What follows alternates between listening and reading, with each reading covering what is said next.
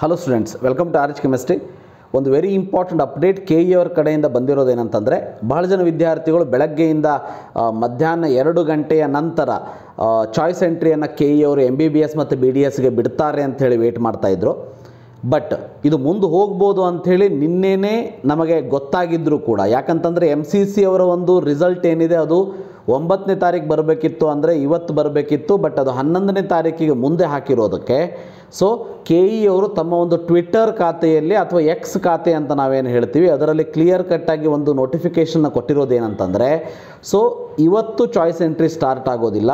MCC ಅವರ choice entry, MCC ಅವರ result August 11ಕ್ಕೆ ಏನು ರಿಲೀಸ್ ಆಗ್ತದೆ, ಆ 11ನೇ ತಾರೀಕು ರಿಸಲ್ಟ್ ಆದ ಮೇಲೆ ಕೆ ಇ ಅಲ್ಲಿ ಚಾಯ್ಸ್ ಎಂಟ್ರಿಯನ್ನು ಸ್ಟಾರ್ಟ್ ಮಾಡ್ತೀವಿ MBBS ಮತ್ತು BDSಗೆ ಅಂಥೇಳಿ ಹಾಕಿದ್ದಾರೆ. ಸೊ ಇಷ್ಟೇ ನಾವು ಕೇಳ್ಕೊಳ್ಳೋದು, MCC ಅವರ ರಿಸಲ್ಟ್ 11ನೇ ತಾರೀಕು ಬರೋ ಹಾಗೆ ಆಗಲಿ. ಮತ್ತೆ ಕೋರ್ಟ್ ಕೇಸು ಅದು ಇದು ಅಂಥೇಳಿ 11ನೇ ತಾರೀಕು ಇರೋದು ಮತ್ತೆ 13, 15, 17 ಅಂಥೇಳಿ ಸೊ ಮುಂದೆ ಹೋಗದೇನೆ 11ನೇ ತಾರೀಕಿಗೆ ಬರಲಿ. ಸೊ ಅದಾದ ಮೇಲೆ ಕೆ ಇ ಅವರ ಚಾಯ್ಸ್ ಎಂಟ್ರಿ ಆದಷ್ಟು ಬೇಗ ಸ್ಟಾರ್ಟ್ ಆಗಲಿ ಅಂತ ಕೇಳ್ಕೊಳ್ಳೋಣಂತೆ. ಯಾಕಂದರೆ ಎಲ್ಲ ವಿದ್ಯಾರ್ಥಿಗಳು ಮತ್ತು ಪಾಲಕರು ಫ್ರಸ್ಟ್ರೇಟ್ ಆಗಿಬಿಟ್ಟಿದ್ದಾರೆ.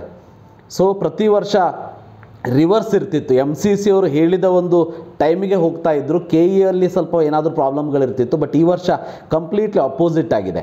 MCCಯಲ್ಲಿ ಅವರು ತಾವು ಹೇಳಿದಾಗ ಏನೂ ಮಾಡ್ತಾ ಇಲ್ಲ, ಬಟ್ ಕೆ ಇ ಅವರು ಸೊ ಅವರು ಹೇಳಿದ್ದಕ್ಕಿಂತ ಜಾಸ್ತಿನೇ ಮಾಡ್ತಾ ಇದ್ದಾರೆ. ಸೊ ಅಂದರೆ ತಮ್ಮ ಒಂದು ಶೆಡ್ಯೂಲ್ ಏನಿದೆ ಅದನ್ನು ಕರೆಕ್ಟಾಗಿ ಫಾಲೋ ಮಾಡಬೇಕು ಅಂತ ಕೆ ಇ ಅವರು ಅಂದ್ಕೊಂಡ್ರೂ ಕೂಡ MCC ಅವರ ಕಾರಣದಿಂದಾಗಿ ಕೆ ಇಯ ಶೆಡ್ಯೂಲ್ ಕೂಡ ಮುಂದಕ್ಕೆ ಹೋಗ್ತಾ ಇದೆ. ಬಟ್ ಕೆ ಇ ಅವ್ರ ಕೈಯಲ್ಲಿ ಅದು ಏನೂ ಇಲ್ಲ. ಯಾಕಂತಂದರೆ ಯಾವಾಗಲೂ ಗೊತ್ತಿರಲಿ, MCCಯ ರಿಸಲ್ಟ್ ಬಂದ ಮೇಲೆ ಕೆ ಇಯಲ್ಲಿ ಚಾಯ್ಸ್ ಎಂಟ್ರಿ ಸ್ಟಾರ್ಟ್ ಆದ್ರೇ ನಮ್ಮ ಕರ್ನಾಟಕದ ವಿದ್ಯಾರ್ಥಿಗಳಿಗೆ ಸೆಕೆಂಡ್ ರೌಂಡಿನಲ್ಲಿ ಅಡ್ವಾಂಟೇಜ್ ಆಗ್ತದ ಅನ್ನೋದು ಗೊತ್ತಿರಲಿ. ಆ ಕಾರಣಕ್ಕೆ MCC ಅವರ ರಿಸಲ್ಟ್ 11ನೇ ತಾರೀಕು ಬಂದ ಮೇಲೆ ಕೆ ಇ ಅವರು ಸೊ ತಮ್ಮ ಒಂದು ಚಾಯ್ಸ್ ಎಂಟ್ರಿ MBBS BDSಗೆ ಸ್ಟಾರ್ಟ್ ಮಾಡ್ತೇನೆ ಅಂತ ಹೇಳಿದ್ದಾರೆ. ಸೊ MCC ಅವರ ರಿಸಲ್ಟ್ ಆಗಸ್ಟ್ 11ಕ್ಕೆ ಬರೋ ಹಾಗೆ ಆಗಲಿ ಅಂಥೇಳಿ ಕೇಳ್ಕೊಳ್ಳೋಣಂತೆ. So thank you for watching. Have a nice day.